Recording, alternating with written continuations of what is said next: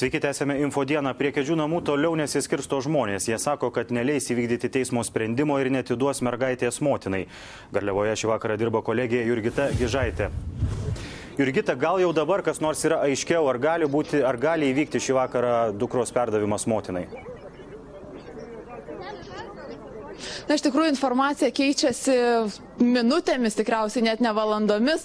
Ir paskutinėmis žiniomis kalbos, kad net kalbų. Atsiprašome už techninius nesklandumus, tikimės tuoj atnaujinti ryšį, o Garliavoje dirbanti kolegė Jurgita Gižaitė prieš tai truputį anksčiau kalbėjusi su teta Audronė Skučienė ir Drąsiaus Kedžio teta sako, kad baudas reikėtų skirti ne Neringai Venckienei, o mergaitei, nes esą ji pati nenori būti su mama.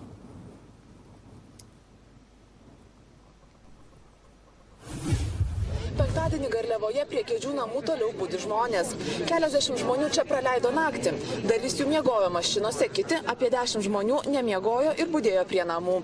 Šalia manęs stovi Drąsiaus Kedžio teta Audronė Skučienė. Sakyte, šiandien sueina lygiai savaitę po praėjusio penktadienio įvykių. Kokios žmonių nuotaikos? Ar žmonės šiandien ko nors tikisi, kad kažkas gali vykti? Žmonės tikisi kiekvieną minutę. Ar yra įtampa tarp žmonių? Taip. Nerimas, įtampa yra, tai tvyro, visi jaučiasi, kas nors, kokia nors, kad ir klaidinga informacija, žmonės visi tuoj parengti. Vakare buvo galima stebėti, kaip iš tikrųjų greitai prisirinko žmonių, buvo iš už apie 50-70 žmonių, o vėliau turbūt jau virš 100, tai iš tikrųjų žmonės labai... Virš 1000 buvo. Netgi tiek prisirinko. Taip, virš 1000 buvo. Kaip žmonės taip greit pasidalina informaciją? Žinau, dabar ryšys internetinis amžius, 21, tai dėl to tai čia nesunku. Tik noro, jeigu yra, tai tą pasiekti nėra sunku. Žinot, kas dar, kodėl šiandien ta vėl įtampa tokia, aš manau, man didelė yra žmonėm ir tai sakau.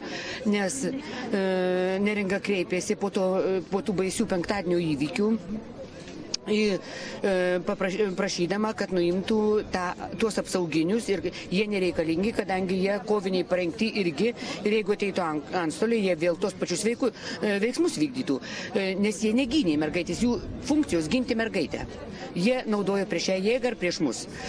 Tai šiandien Skvernelis, Marma pasakė, kad Skvernelis ir generalinis prokuroras Valys nenuims tos apsaugos, nes jie nemato, kad apsauga ką nors blogo darė, kad nevykdo tipo normalios taip funkcijos, kad jie nenaudojo jokios jėgos ir jie taip saugo mergaitę.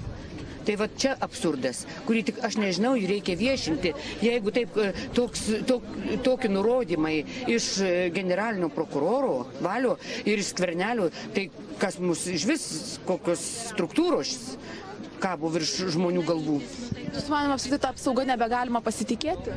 Ne, tai žmonės turi saugoti nuo tos apsaugos. Dar reikia ir nuo jo saugoti. Dabar susirinko jau čia gerokai, turbūt nebetoli 100 turbūt žmonių. Ryte buvo šiek tiek, galbūt mažiau, visą dieną taip. Bet visą dieną turbūt žmonės renkasi iki vakaro. Taip. Niekas čia neskaičiuoja žmonių, kaip reikia, jų būna ir 1000. O vienu tarpu mažiau ir daugiau, čia žinot, kaip kam įdomu. Buvo 50, buvo 100.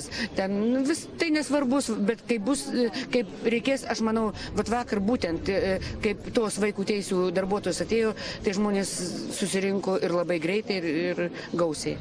Galbūt turite žinių, ar šiandien turėtų ateiti iš Vaiko teisių apsaugos tarnybos darbuotojas?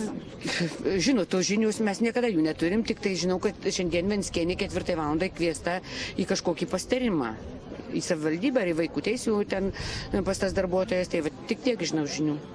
Vakar teismas, Kėdainių rajono apylinkės teismas nusprendė, kad Neringai Venckienei reikia skirti baudą už nevykdomą teismo sprendimą. Gal jums jau yra žinoma, ar Neringa Venckienė skųs ir gal jau yra apskųsta šis sprendimas? Be abejo skųs, nes Kondratjevas nenurodo, kad Venckienei turi išvilkti mergaitę prievartą išstumti pro duris.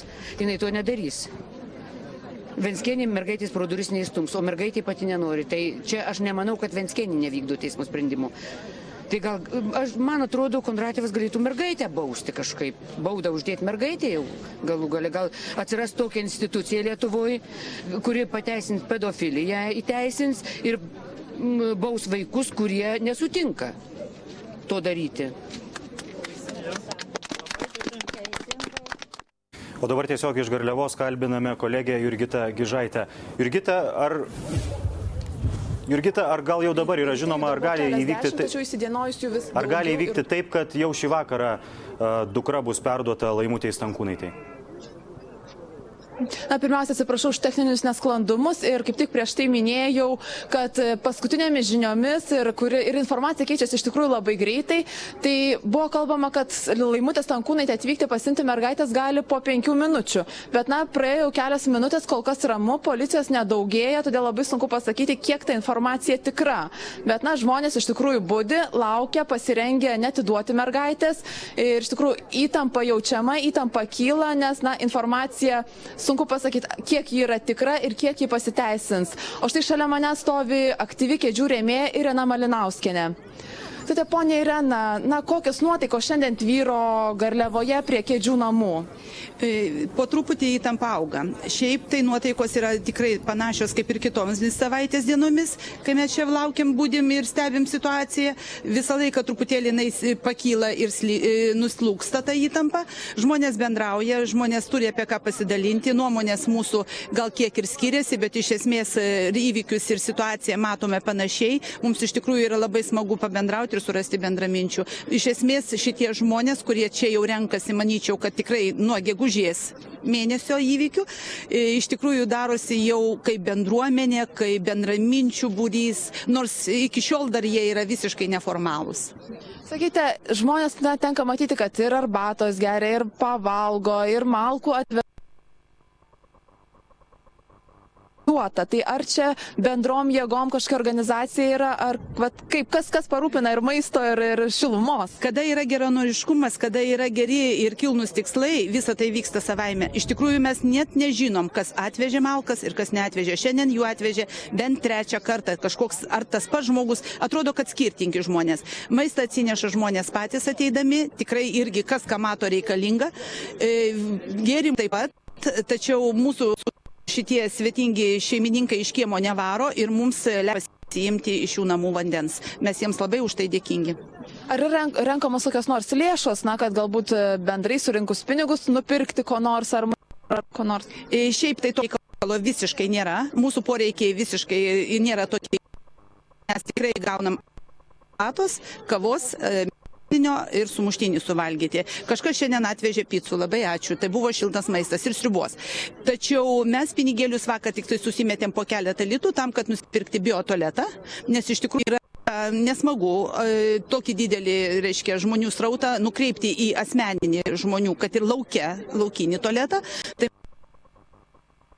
poreikius reikalingus, tačiau mes lėšų tikrai nerenkam ir pasakyti, kad gerbiama Neringa Venckienė teigia, kad tas teismo sprendimas, kuris priėmė 18 000 baudos, iš tikrųjų jis dar bus skundžiamas ir jokių sąskaitų, nei jos asmeninių vardų, nei, reiškia, kėdžių vardų niekas netidaro, neplatina ir neprašo ir prašo žmonės dėkodami už tai, kad jie nori, nes sklinda internete tokia informacija, prašo iš tikrųjų to nedaryti, kadangi tai gali būti bet kokie apsišaukėliai tuo klausimu. Tai labai prašome, dėkodami to, susilaikyti nuo bet kokių pinigų pervedimų. Ačiū Jums labai už pokalbį. Na ir matyti, kad iš tikrųjų žmonės yra labai organizuoti, nors tai nėra vieningas, sakykime, ar koks susibūręs judėjimas, kuris turėtų savo vadovą, bet žmonės kiek gali, kuo gali prisideda, kas maisto parūpina, kas gėrimo. Ir taip jau ne vieną dieną, ne vieną savaitę čia budi. Deividai? Ačiū tiesiogiai iš Garliavos, kolegė Jurgita Gižaitė. Daugiau tiesioginių pasijungimų iš Klonio gatvės Garliavoje kitą valandą. Tęsime infodieną.